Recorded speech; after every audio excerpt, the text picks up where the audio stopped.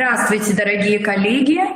Сегодня мы проводим заседание Республиканского методического объединения учителей начальных классов. Меня зовут Юранева Людмила Григорьевна. Я являюсь председателем Республиканского методического объединения учителей начальных классов. Сегодня у нас на повестке дня вопрос повышения эффективности качества образования в начальной школе в условиях реализации ФГОС начального общего образования. Повестка дня следующая. Сегодня на нашем заседании выступят учителя Выльгородской средней общеобразовательной школы номер 1 Мальцева Лейла Мустафаевна, учитель высшей категории, по вопросу современные образовательные технологии в условиях реализации ФГОС. Млечко Татьяна Ивановна, учитель МБУ Выльгородской школы номер 1, учитель высшей категории, выступит с вопросом «Роль родительского сообщества в повышении эффективности качества образования». Я начну наше методическое объединение с вопроса «Современный урок как инструмент повышения качества образования». Побывав в городе Санкт-Петербурге и обучаясь в академии, мне очень запали в душу лекции профессора Виноградова Виктора Николаевича. Как раз вопрос шел о современном уроке. И сегодня я постаралась презентацию сделать текстовой, чтобы могли ею воспользоваться в дальнейшем. И все вопросы и темы будут касательно современного урока и основываться на лекциях профессора Виноградова Виктора Николаевича. Есть очень интересные строки у Марины Цветаевой.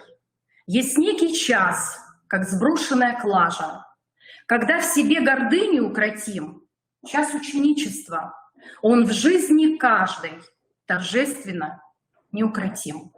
Готовы ли мы укротить гордыню, стать учениками и меняться сегодня?» Что такое образование? Цель нашего государства, конечная цель нашего государства – дать качественное образование нашим учащимся. Кто такой педагог? В данном случае педагог – это инструмент для выполнения государственного задания. Качество образования – это реализация федерального государственного образовательного стандарта. Государственное учреждение, любое, работает в рамках образовательного поля. Мы все хорошо, наверное, знакомы с приказом Российской Федерации под номером 544, где прописан профессиональный стандарт педагога. Так вот, педагог обеспечивает качество образования, обеспечивает качество образовательных результатов. Многие педагоги не знают, что такое государственное задание. Так вот, наша задача – организовать образовательный процесс.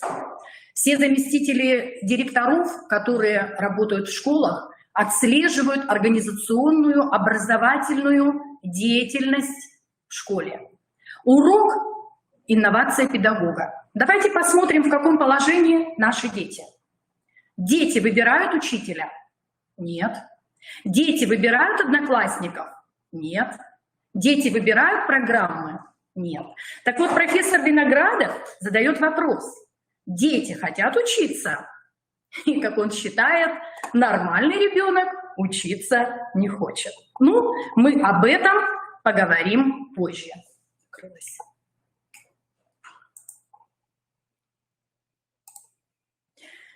Итак, профессиональная компетентность педагога. До федерального государственного образовательного стандарта мы работали в рамках классно-урочной системы. И на тот момент это была основная форма организации образовательного процесса, и целью ее было овладение учащимися изучаемым материалом программы. Давайте посмотрим на современном этапе, что такое урок. Это гарантированно обеспеченное достижение учащимися современного качества образования. Посмотрим на эти картинки. Они из Австрии. Давайте посмотрим на деревья. и предложим детям их нарисовать. Ну и второй урок – нарисуй маму. Как вы думаете, какие же все деревья будут у детей? Австрия. 70% детей-мигрантов сидят в одном классе. Европейская система образования, она рациональна. На одной стене развешаны рисунки деревьев, вы их видели выше, на другой портреты мам. Какие деревья? Я уже оговорилась, они будут все одинаковые. Какие мамы? Наверняка вы мне ответите. Они будут все разные. Это действительно так. Так вот, что же подействовало на то, что все деревья одинаковые? Используется шаблон, алгоритм, что мы должны сегодня делать. На этом должно строиться обучение. Мы еще об этом поговорим. Итак, федеральный государственный образовательный стандарт как модель качества образования. Нам, учителям, дано государственное задание. Под это выделен финансовый норматив. Внешняя оценка качества дает возможность понять, что делается в школах, в образовании. Внешние оценки мы все знаем. Это ВПР, это ОГЭ, это ЕГЭ. И сейчас очень плотное внимание к международной оценке ПИЗа. По последним данным, 30% учащихся не справляются с заданиями ВПР. Цифра эта очень серьезная. Так вот, перед нами стоят глобальные задачи. Пространство образовательного процесса. Ну, мы все уже хорошо знаем о 3 результатах ФГОС. Это предметные, метапродметные, личностные. Обратите внимание на красные стрелочки. Предметные результаты изначально должны жить в уроке, но они у нас прониклись во внеурочную деятельность, воспитательную работу. Метапредметные результаты были у нас ориентированы на внеурочную деятельность, но они у нас очень плотно проникаются в урок и во внеурочную деятельность. И, наконец, личностные, которые должны жить изначально в воспитательной системе образования. Они у нас на первый план, как нам говорили, читая лекции про ФГОС, перешли в урочную деятельность и во внеурочную деятельность. Урок – это форма технологичной организации образовательного процесса. Мы должны достигать цель образования. Урок должен вестись строго по программе. Урочная деятельность – это работа ученика в составе учебного коллектива. Педагог должен технологично управлять этим процессом. Он дирижер. Качество работы определяется достижением запланированного результата. Комфортность работы определяется тем, что задача учителя каждого ученика на всех этапах урока включить в процесс обучения. Ну а мотивация будет обеспечиваться результатом цели. Ну и, конечно же, обязательно мы включаем родителей. Какие же инструменты педагога в организации урочной деятельности? Цель – это понимание учащимися дидактической единицы, умение ее применять в учебной задаче. Вообще весь урок состоит из 4 основных этапов: восприятие, осмысление, запоминание, применение. И вот задача учителя – включить учащихся в урочную деятельность и применить все, что можно. Наглядность, яркие пятна, игру, проблемность, мотивировать детей и так далее. Вы спросите, что такое дидактическая единица.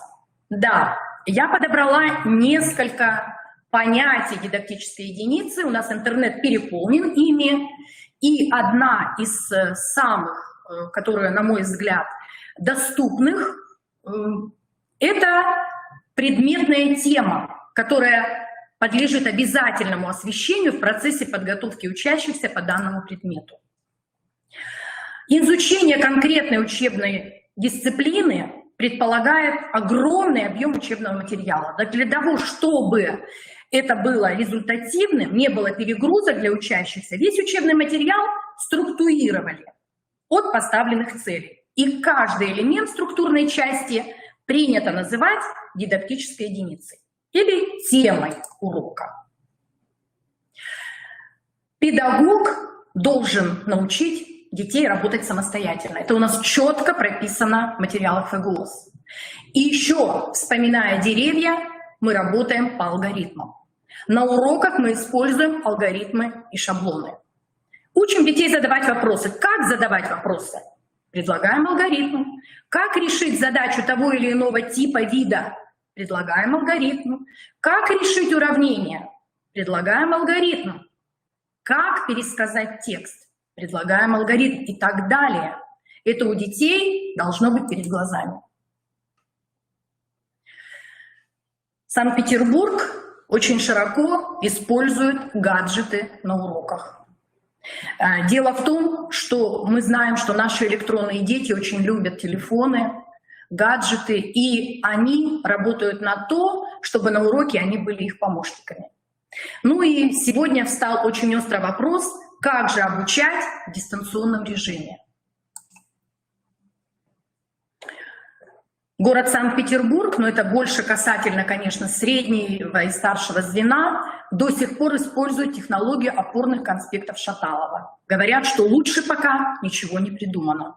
Поэтому я вот это передаю и думаю, что будет полезным, кто еще не знаком с этой технологией, может познакомиться. Выше я говорила об этапах деятельности учителя на уроке. 4 этапа основных. Давайте посмотрим, что входит в восприятие нового материала. Оргмомент, домашнее задание, проверка Zoom, постановка цели. Осмысление, организация работы с новым материалом.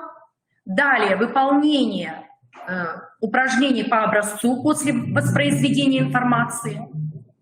Запоминание. Мы обобщаем материал и приводим в систему ранее полученные знания. В применение входит обязательно контроль за результатом учебной деятельности, который осуществляют учитель и учащийся, самооценка, взаимооценка и домашнее задание и подведение итогов. Так что такое современный урок? Современные результаты обеспечения качества образования, новые дидактические единицы содержания урочной деятельности. Это новые образовательные технологии. Сегодня Лейла Мустафаевна остановится на этом вопросе подробно. И сегодня необходимо развести такие понятия, как образовательная технология и педагогическая технология.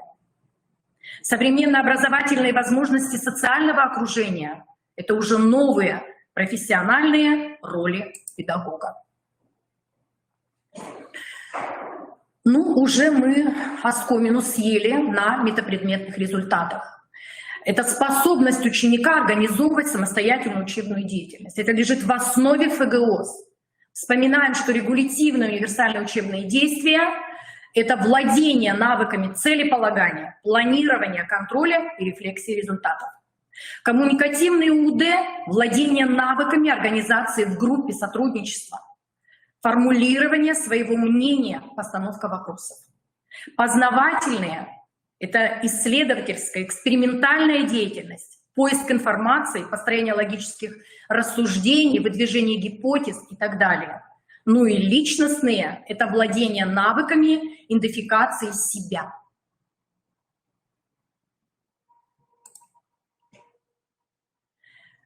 Есть такая памятка, которой педагоги могут воспользоваться по целеполаганию.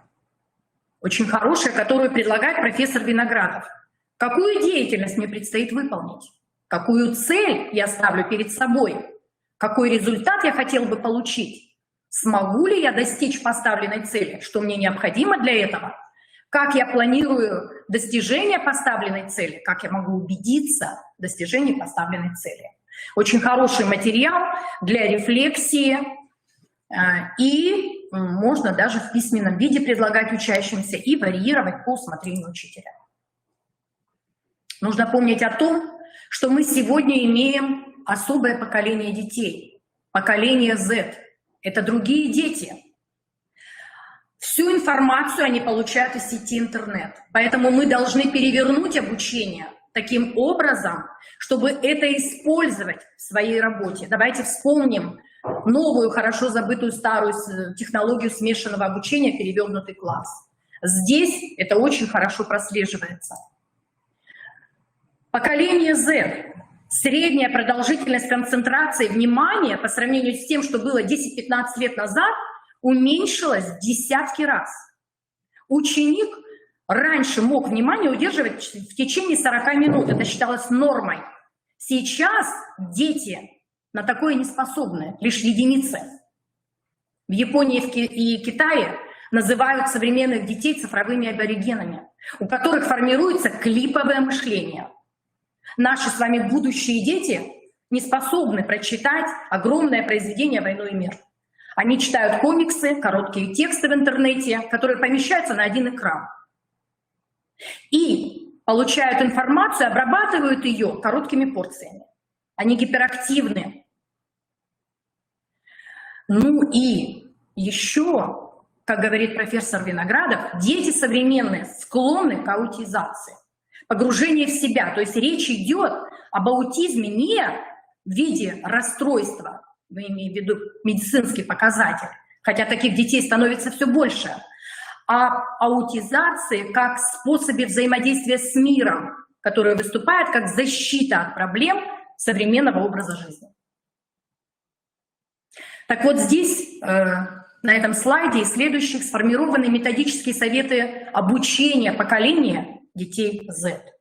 Мы должны сегодня урок сделать ярким, зрелищным, наглядным, который объединяет в себе и традиционные инструменты доска маркера, и новые технологии обучения, проекторы, мобильные телефоны, компьютеры и так далее.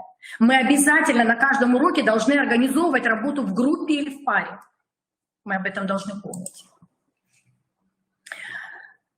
Обучайте детей критически мыслить. Используйте элементы таких современных технологий, которые помогли бы преодолеть негативные тенденции развития цифрового поколения. Технологию коллективного способа обучения. Хорошо забытая ТРИС, технологии развивающего обучения, технологию мастерских, проектного обучения, проблемного обучения, интерактивного обучения и, конечно же, информационно-коммуникационные технологии.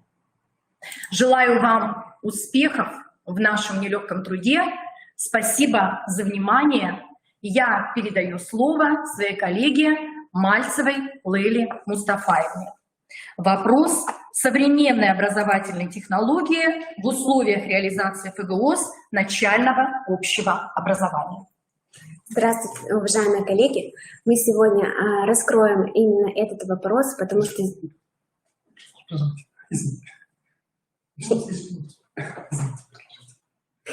Мы сегодня будем раскрывать этот вопрос, потому что именно на нем возникает очень много вопросов и проблем у педагогов начального образования. Давайте рассмотрим, что же такое педагогическая технология. Это совокупность форм, методов, приемов и средств передачи опыта, а также техническое оснащение этого процесса. Таким образом, федеральный государственный стандарт классифицирует образовательные технологии по следующим видам. И, наверное, вы заметили, что здесь происходит смешивание двух понятий – образовательная технология и педагогическая технология. Вот давайте мы с вами теперь разберемся. Что же такое технология? Технология не может применяться отдельными элементами. Это целостный процесс. Если мы возьмем, например, технологию производства определенного вида сыра, то здесь необходимо соблюсти точную структуру, работать по технологической карте, потому что производитель не получит сыр того или иного вида, если он изменит сырье, последовательность действий, время каждого этапа. То же самое происходит и в образовательном процессе. Образовательные технологии – это те технологии, у которых есть четкая структура урока. Таким образом, в начальной школе мы выделяем 4 образовательные технологии, которые эффективно работают на планируемый результат обучения. Это технология деятельностного метода автора Людмилы Георгиевны Петерсон. Это технология проблемно-диалогического обучения Елены Леонидовны Мельниковой. Это технология развития критического мышления профессоров из США. И проектная технология Джона Дьюи и Уильяма Хердер Килпатрика. Что же объединяет все эти технологии? Данные технологии позволяют учащимся быть активными. Они направляют их на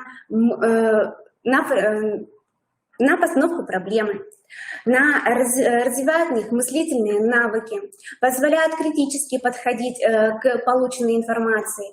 Они учат их самих находить информацию. Не только это им поможет в учебном процессе, но и в дальнейшей жизни, а значит, позволяет формировать универсальные учебные действия. Итак, давайте же коротко остановимся на каждой из педагогических технологий. Первая технология – это технология деятельностного метода обучения Людмилы Георгиевны Петерсон. Она состоит из четких 9 этапов урока. Это мотивация к учебной деятельности, актуализация и фиксирование индивидуального затруднения в пробном действии. Это выявление места, причины затруднения, почему не получилось выполнить пробные задания.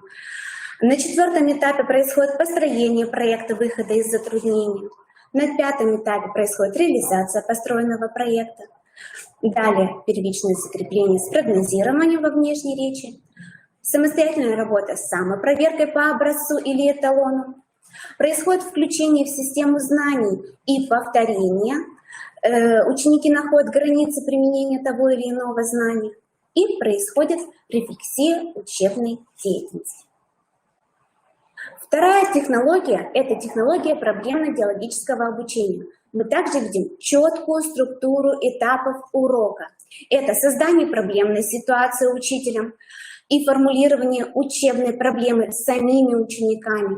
Это выдвижение верных версий решения проблемы, то есть выдвижение гипотезы, да, актуализация имеющихся знаний, составление плана решения проблемы, поиск решения, открытие нового знания и выражение решения проблемы и применение нового знания на практике. Как же происходит поиск и решение проблемы? С помощью 2 видов диалога. Это побуждающий от проблемной ситуации диалог, который имеет также четкую структуру, и побуждающий к выдвижению и проверке гипотезы диалог. Следующая технология – это технология развития критического мышления. В основе данной технологии лежат 3 основные стадии. Это стадия вызова, которая позволяет решить несколько задач. Это сформировать мотивацию учащихся, вызвать интерес к изучению этой темы, поставить цели, сформулировать задачи, сформулировать тему урока, да, и как раз-таки включить учащихся в активный образовательный процесс. На стадии осмысления происходит непрерывная работа учащихся с текстом, где они ставят пометки, осмысливают прочитанную информацию, работают в группе. И процесс всегда сопровождается активной мыслительной деятельностью и критическим отношением к полученной информации из разных источников. И третья стадия – это стадия рефлексии. Да, на этом этапе у учащихся формируется отношение к тексту, либо к какой-либо позиции в дискуссии, да, и они оценивают свою деятельность и результаты своей деятельности на уроке. У теории развития критического мышления есть определенные приемы, то есть это не набор приемов, которыми мы украшаем урок, да, это четкая структура, которая используется на конкретном этапе урока. Следующая – это проектная технология, о которой я бы хотела рассказать более подробно. Она состоит из 3 этапов. Первый этап – это этап постановки проблемы. На данном этапе учитель создает мотивацию, помогает сформулировать проблемы урока, цели и задачи урока, организует поиск учащимися оптимального способа достижения поставленных целей. Он проводит наблюдение. Это метод встроенного наблюдения. Я о нем чуть подробнее потом расскажу. Он консультирует учащихся, а учащиеся на этом этапе выбирают тему и формируют мини-группы, в которых они будут работать. На втором этапе, на деятельностном этапе, происходит само выполнение проекта. Здесь идет активная работа группы, и учитель является здесь консультантом и помощником. На третьем этапе, на рефлексивно-оценочном этапе, уже происходит защита и представление проекта, а также анализ своей деятельности группы. Что же представляет собой алгоритм решения проектной задачи для учащихся? Посмотрите, он представляет для них вот именно эту структуру работы на уроке. Вначале они определяют роль каждого ученика групповой работы, ознакомливаются с условием задачи, обсуждают организацию работы в группе по решению проектной задачи, знакомятся с инструкцией, содержанием заданий, выполняют задания, затем готовятся к презентации, предъявляют готовый продукт, проводят рефлексию своей деятельности с выходом на причины, почему получилось, почему не получилось или почему именно так, и происходит оценка своего продукта. Метод проекта позволяет включить разные умения, как предметные, так и метапредметные умения наших учащихся. И, как я сказала, я вам хочу показать критерии, по которым происходит встроенное наблюдение учителем за работой в группах. Таким образом, учитель оценивает работу каждой группы, и здесь можно привлекать также не только самого учителя, но и психолога, чтобы он посмотрел и оценил результаты деятельности в группе. Вот давайте с вами рассмотрим проектную задачу на примере урока. Это будет метапредметный урок, который включает задания, связанные с математикой, с окружающим миром и с русским языком. На примере 2 класса. Для детей представлено содержание проектной задачи, им необходимо построить проект «Выходной день». Таким образом, посмотрите. Каждая задача будет направлена на развитие определенного умения. И каждая мини-группа, независимо от того, как они будут работать по своему образовательному маршруту. И в конце должны получить проект выходного дня. Итак, задание 1. Необходимо детям определить время выхода каждой из подруг из дома. Тем самым они демонстрируют умение проводить вычисления единиц времени. Второе задание, оно показывает, что дети должны наметить 2 из 3 мест отдыха, которые ограничены временными рамками до 14:30. Таким образом, они учатся читать схемы и выполнять арифметические действия с величинами. На третьей задаче ребятам необходимо ответить на вопрос о времени пребывания в зоопарке до его закрытия. Ученики на основе обозначенного во втором задании времени должны определить номера маршрутов троллейбусов, которым нужно воспользоваться, чтобы доехать до цирка, то есть 3-го места отдыха, рассчитать время пути и, исходя из этих данных, вычислить остаток времени на пребывание в зоопарке. То есть, посмотрите, все задания связаны друг с другом. Задание 4 позволяет ребятам ответить на такие вопросы, как определение сторон света. Также они должны соотнести класс животных и место их размещения в зоопарке, чтобы они попали именно к млекопитающим и пресмыкающимся. То есть у нас здесь идет уже связь с окружающим миром. На пятом задании ученикам нужно ответить на вопрос о длительности 2 последних промежутков времени и посчитать, сколько всего времени девочки были в пути, пока передвигались от одного места отдыха до другого места отдыха. Данная таблица им поможет решить следующую задачу, 6-ю. То есть здесь уже у нас информация представлена в смешанной форме. То есть слова в предложении названиях, они написаны слитно.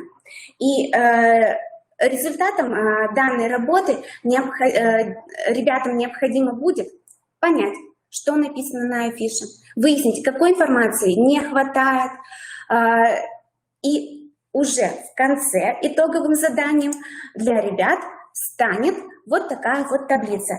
Это анализ всего проделанного пути, и в конце они должны нам показать, каким же может быть оптимальный проект выходного дня с учетом всех временных промежутков.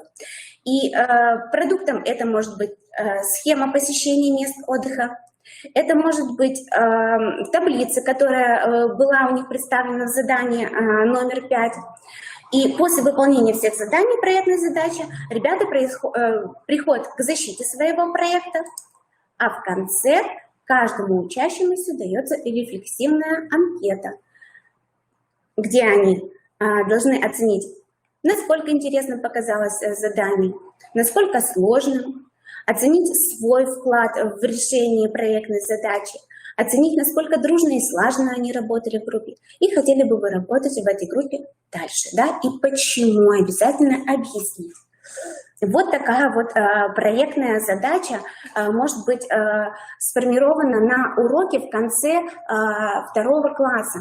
Но и проектную технологию можно реализовать на конкретном уроке, например, это может быть урок окружающего мира по определенному разделу. Это может быть проект по математике, когда необходимо рассчитать, сделать ремонт в детской комнате, рассчитать количество обоев, ламината и так далее. То есть там уже идет творчество детей, да, чем они будут наполнять детскую комнату. Так вот, подведя итог, мы можем сказать, почему мы выбрали все 4 технологии. Да, это технология проектная, это технология проблемно-диалогического обучения, это технология теории развития критического мышления и технология Людмилы Георгиевны Петерсон деятельностного метода, потому что у всех этих технологий есть четкая структура, да, то есть это у нас не сборник приемов отдельных из разных технологий, а именно к каждой технологии подвязаны определенные приемы, с соблюдением которых мы с вами получаем ученика, который умеет мыслить, умеет задавать вопросы, умеет анализировать свою деятельность и сам является активным участником образовательного процесса. Спасибо. Лейла Мустафаевна, большое спасибо за очень интересную теоретическую выкладку и практическую. И мы здесь видим, что идет целенаправленная подготовка к ВПР, потому что задания с величинами там содержатся, да, и вот как раз задачи на время, на расчет вот этих жизненные задачи, и это очень хороший материал для подготовки к ВПР, который вот сейчас у меня 4 класс, мы готовимся. Как раз вот все, что нужно, вы сказали об этом. Спасибо вам большое. Так, ФГОС предусматривает сотрудничество 3 сторон. Это учитель, ученик и родитель.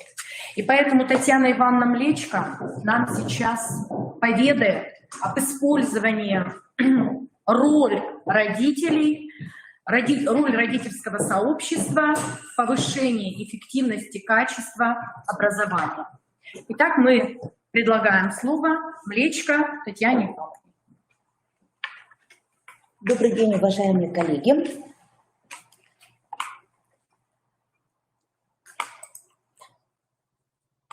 Главной целью введения федеральных государственных образовательных стандартов, я думаю, ни для кого не ново, это повышение качества образования.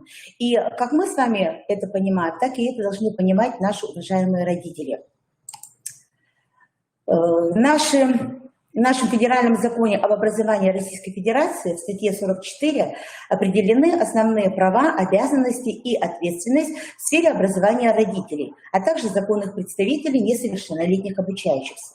Так вот, мы зачастую говорим, точнее, чаще мы слышим о правах, заявляемых родителями, но мы, как мудрые учителя, наставники, должны еще и определить родителям по федеральному закону, напомнить их об обязанностях заложить основы физического, нравственного и интеллектуального развития личности ребенка. Введение федерального государственного образовательного стандарта предусматривает значительные изменения подходов в организации взаимодействия родителей и педагогического коллектива образовательного учреждения, поскольку стандарт рассматривается как результат общественного договора между семьей, обществом и государством. Поэтому получается, что родители должны являться активными соучастниками, содеятельными образовательного процесса. Ну и никому уже, наверное, не ново, вот это вот три единые: учитель, родитель, ученик, все участники образовательного процесса, причем хочется отметить, активные участники образовательного процесса. Вот в этой системе управления качеством образования представлены различные области. Я не буду говорить сейчас, что должен делать директор, учитель, классный руководитель, так как цель моего выступления – это указать роль родительского сообщества в повышении качества образования, то мы обратим внимание на то, что должен делать родитель в этой системе управления качеством. Это создать условия в семье, которые обеспечивают физическое, нравственное и интеллектуальное развитие личности ребенка. Это создать условия по обеспечению систематического контроля результатов обучения ребенка. И, конечно, активное участие в соуправлении образовательной организации. Никому не секрет, что в связи с изменениями в нашем образования происходят и изменения во взаимодействии педагогов с родителями учащихся, с молодыми родителями учащихся, которым не хватает, скорее всего, больше педагогических знаний, как воспитывать ребенка, как помочь в обучении ребенку. Да, родители стали активными участниками образовательного процесса. Они могут влиять на содержание и расписание внеурочной деятельности класса, принимать в ней участие, при необходимости даже присутствовать на уроках. Да, изменилась форма проведения родительских собраний. Из пассивных слушателей наши родители превращаются уже в активных участников дискуссий и тренингов. Но мы понимаем, что нашим молодым родителям нужно в этом помогать. Мы проводим очень активную работу в нашей школе и, в частности, в своем классе. Я всегда горжусь активной жизненной позицией родителей. И, глядя вот на эти фотографии, вы можете увидеть, что в коллективе проходит активная деятельность. Это и различные мероприятия, это и различные поездки. Вы наверняка зададите вопрос, а при чем здесь повышение качества образования? Как может быть это связано?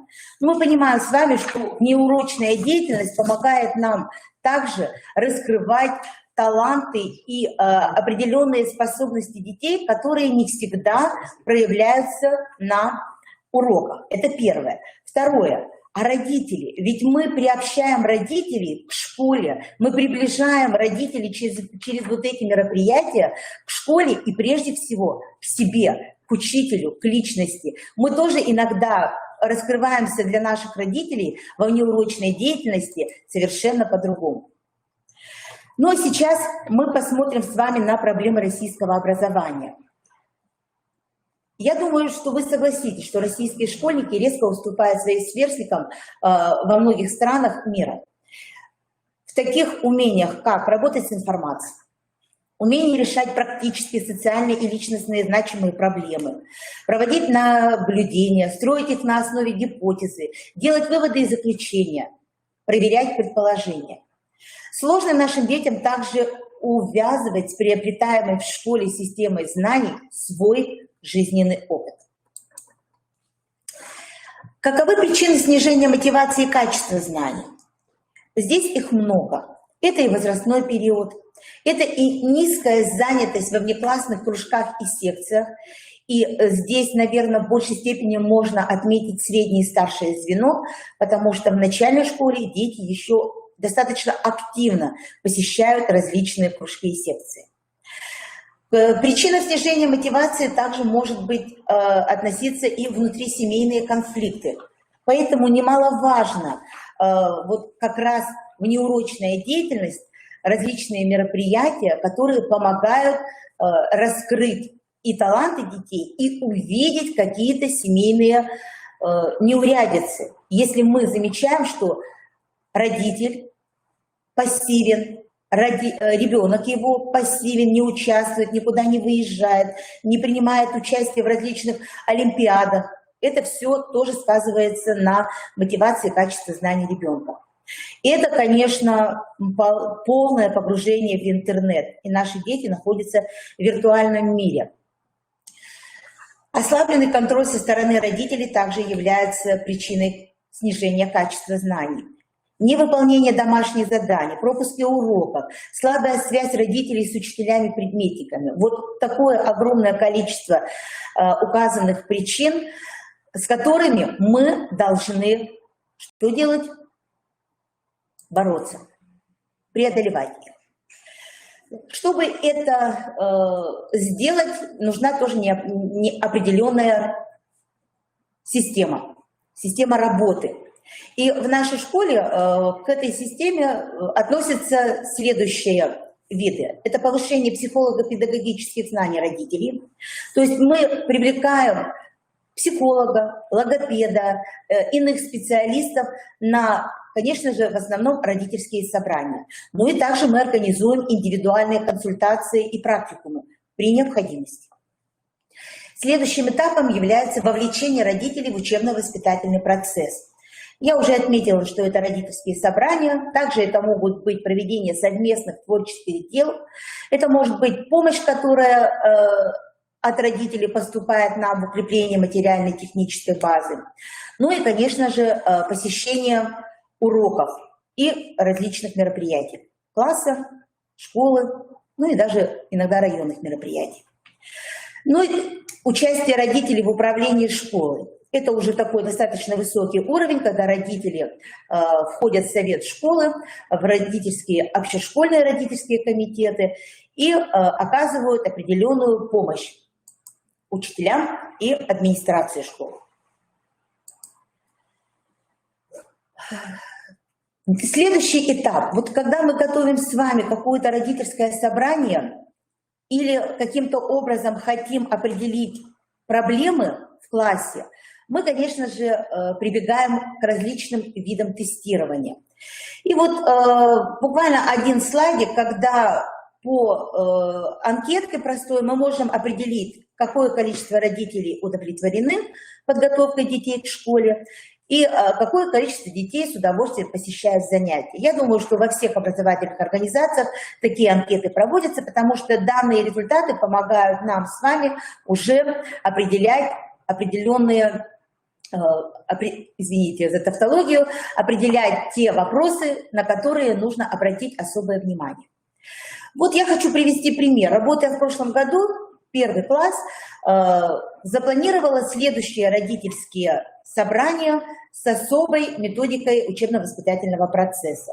Темы, которые направлены, конечно же, на повышение качества образования. Это и условия успешной адаптации первоклассников, это особенности внимания первоклассников с привлечением нашей психологической службы школы, это родительское собрание на тему особенностей обучения в 1 классе, ну и, конечно, о роли семьи и школы в формировании у ребенка интереса к изучению, потому что без мотивации ребенку учиться, конечно, в школе будет очень сложно. Также на родительском собрании мы можем, опять же, частный случай приведения примера, привести различные результаты по проведению тестирования психологов.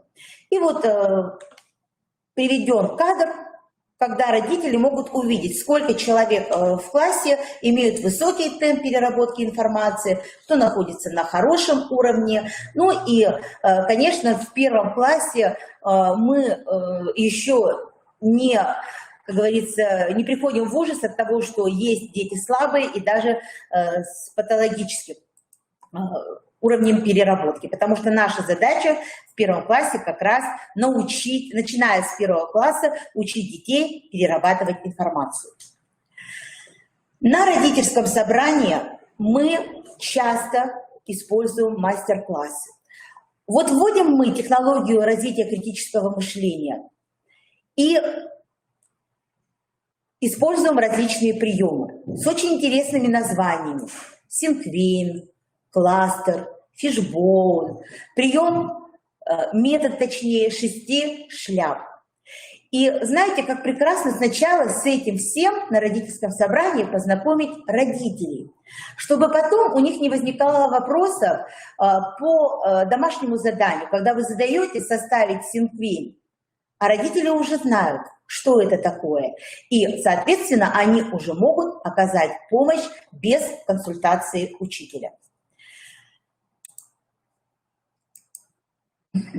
И очень хочется, чтобы наши родительские собрания для родителей были содержательными, полезными, и не возникало вот таких фраз, когда родители, сидя на классном собрании, за полкой царапают на парте сыну: «Тебе хана».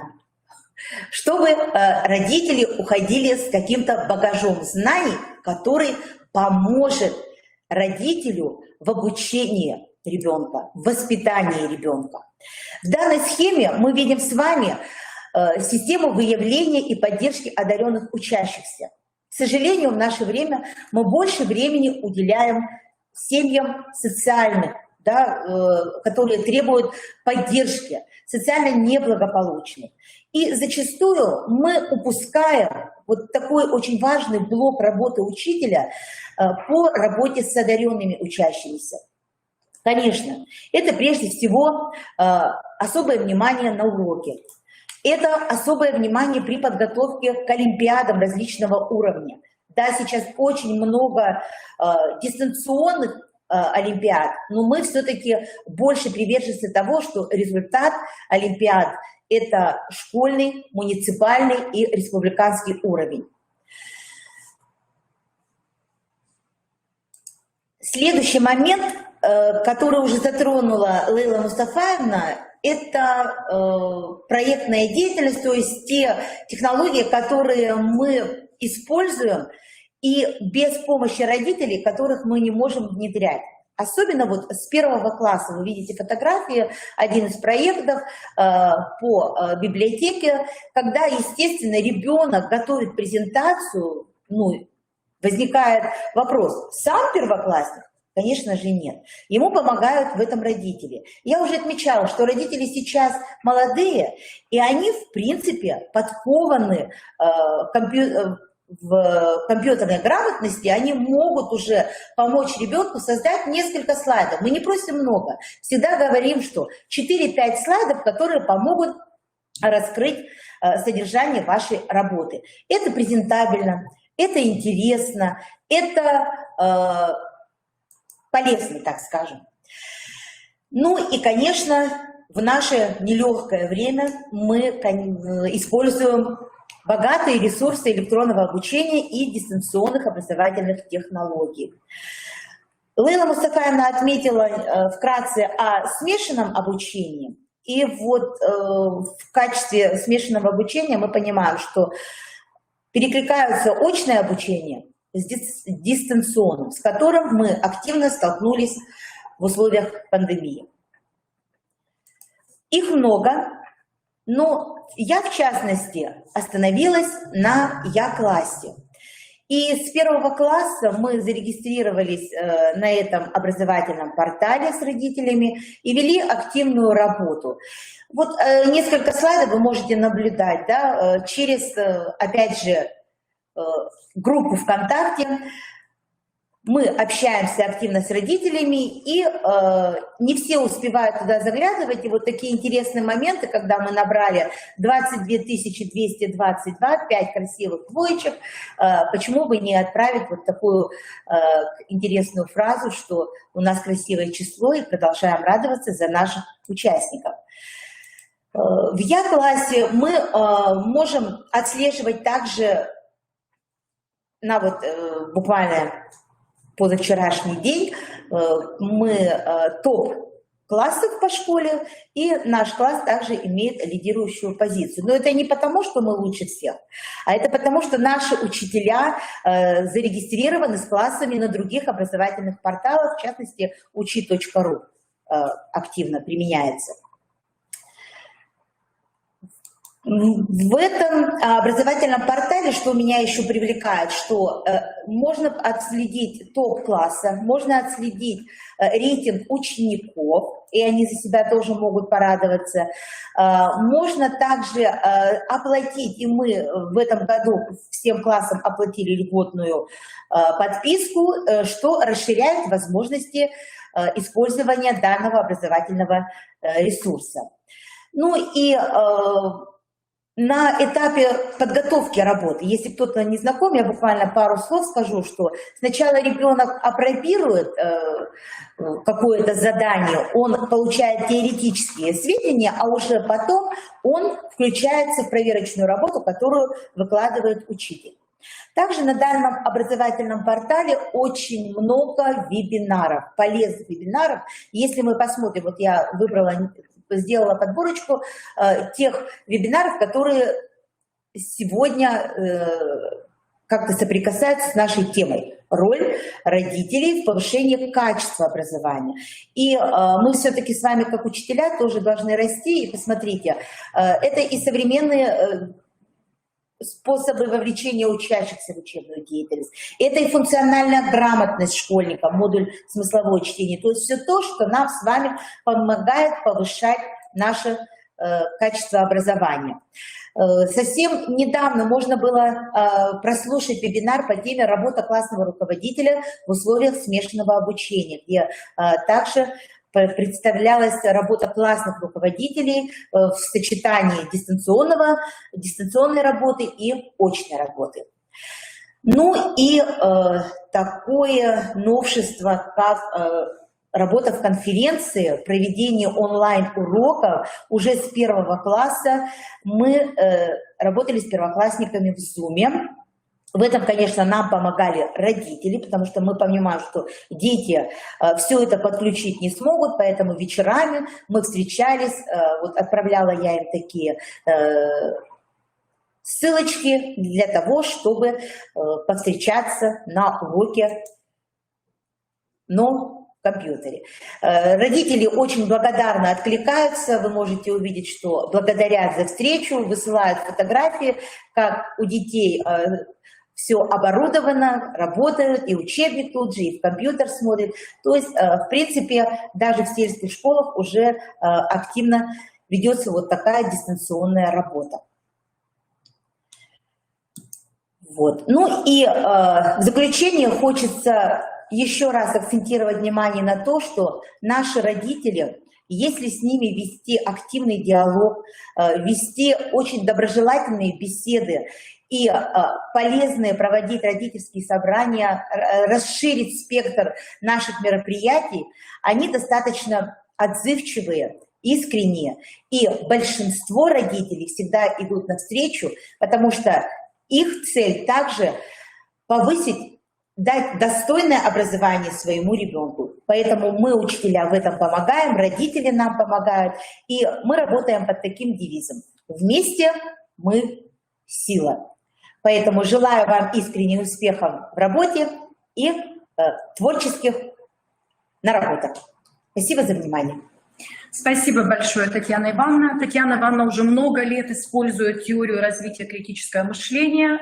И здесь вот мы увидели такой интересный перенос данных приемов в рамках работы с родителями на родительские собрания. И большое спасибо Татьяне Ивановне за представленные материалы в работе в дистанционном режиме, да, потому что вы знаете, как долго нам пришлось быть и на актированных днях в этом году, и пандемия внесла свои коррективы. Большое спасибо, Татьяна Ивановна. Так вот, подводя итоги нашего сегодня республиканского методического объединения, нужно, наверное, помнить о том, что мы не можем повлиять на образование родителей, мы не можем повысить их образование, да? Мы не можем повлиять уже на уклад семейной сложившейся жизни в семьях. Но в стенах нашей школы находится ученик, который должен чувствовать себя комфортно и быть успешным. И вот сегодня коллеги обозначили методы, приемы, современные технологии, которыми обязан владеть учитель и управлять. И вот наша задача — повышать эффективность и качество образования. И мы надеемся, что сегодняшние материалы заседания нашего республиканского методического объединения учителей начальных классов будут полезны коллегам. Спасибо всем за внимание, спасибо коллегам за активное участие, за выкладки очень интересные теоретического и практического плана. Спасибо, мы говорим до свидания. До новых встреч. Да.